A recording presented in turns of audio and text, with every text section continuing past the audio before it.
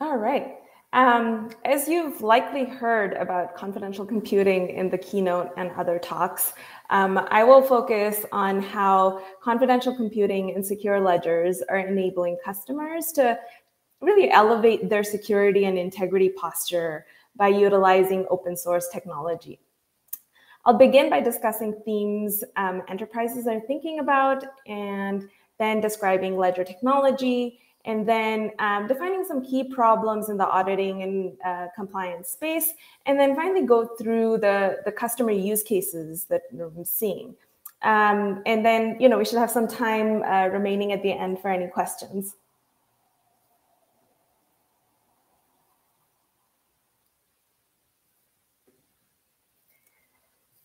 From listening to customers, we have found that enterprises are thinking about protecting themselves by really reducing unauthorized access to systems or data through proactive and reactive ability to track what's happened quickly, and reducing spend on breaches, fines, and regulatory bodies. In fact, we see that market research in data protection area shows that the revenue forecasts will quintuple between 2020 and 2027. These are some of the problems that we were thinking like top of mind with confidential computing, and we're tackling with confidential computing, we're tackling the first and the third, and with secure ledgers, I'd say we're tackling all three of these areas. So I'll take a moment here to talk a little bit about the ledger technologies. The Confidential Consortium Framework, CCF, is an open source framework that allows the development of secure, highly available, and performant applications utilizing secure enclaves to establish trust in the nodes. Open source technology like CCF are important for certain types of projects or industries that have a requirement to audit not only the data and transactions, but also the complete inner workings of the code. This approach is important in building trust between multiple parties and enables collaboration across partners as well.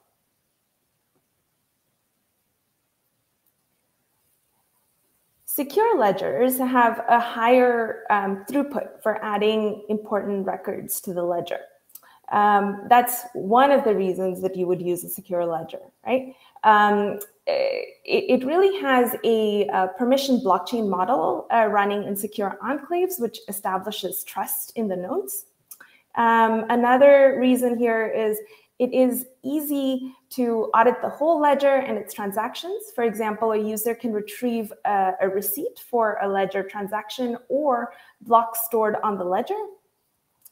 And then compared to other distributed ledger technology, secure ledgers establish trust through the hardware root of trust in the secure enclaves. This approach lends to increased security and privacy to what is stored on the ledger. And then there are flexible options in terms of auditing the ledger in itself, and options to also manage governance of the ledger. The ledgers are also architected to be resilient to unintended data manipulation or theft. And then overall, the ledgers provide increased security, availability, and durability. And these ledgers, since they're really being run within the enclaves, it gives you this additional security that you're needing. And you can see that in this diagram here.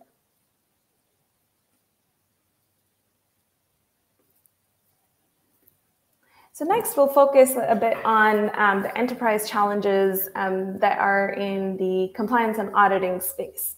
So today, compliance and auditing is met with solutions that place inherent trust in our solutions, right? With the uptick in ransomware attacks and the definition of trust changing, enterprise must think about how they're proving compliance and auditing requirements. what I'm seeing is that customers are thinking about a few key problems that they need to be solving in auditing and compliance.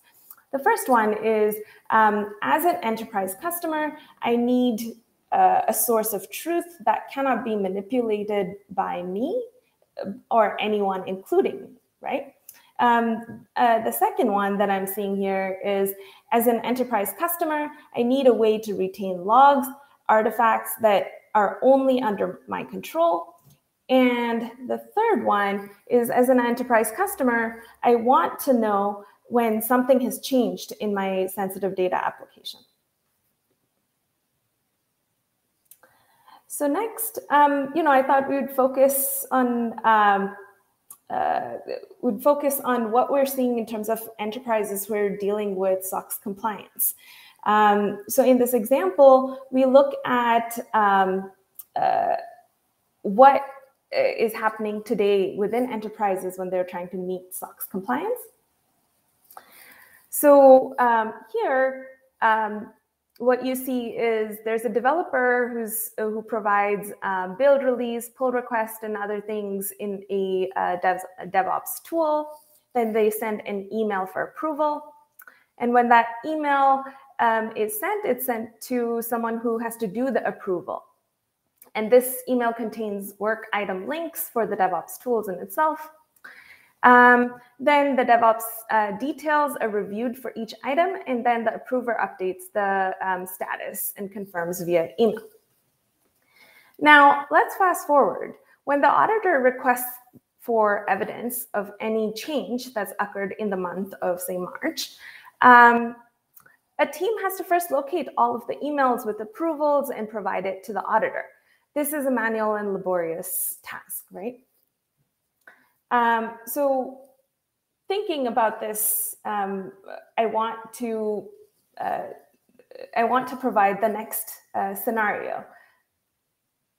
What we're seeing is a lot of customers are utilizing secure ledgers as a trusted store for application verification.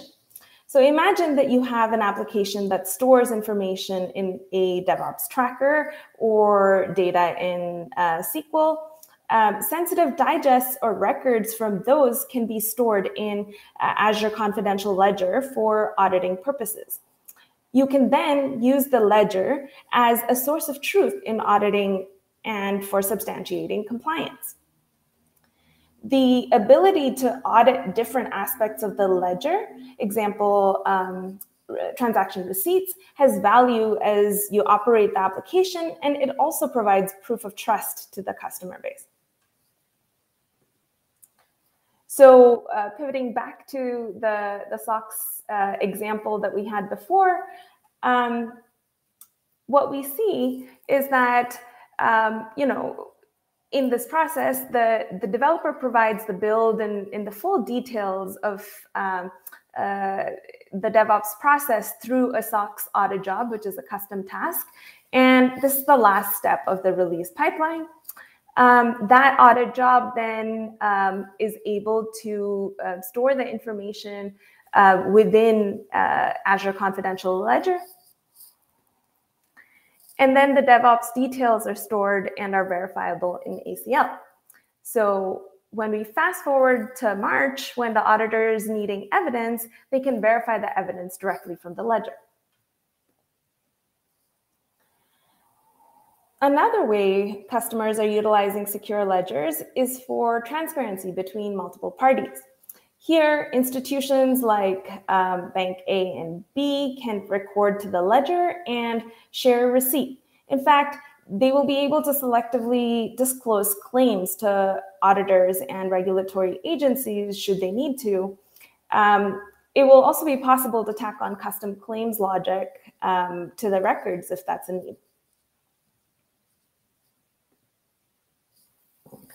And then the third scenario that we're seeing with customers is really utilizing secure ledgers for custom application development.